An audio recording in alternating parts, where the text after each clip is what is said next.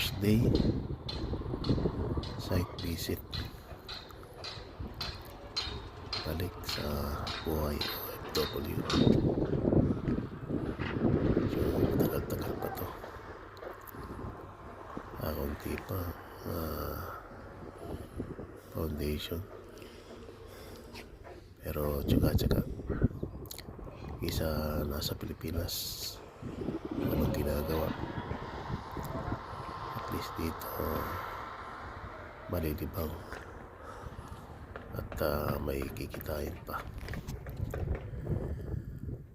Siguro last na project na to, at magpo-for-good na ako sa tulong ng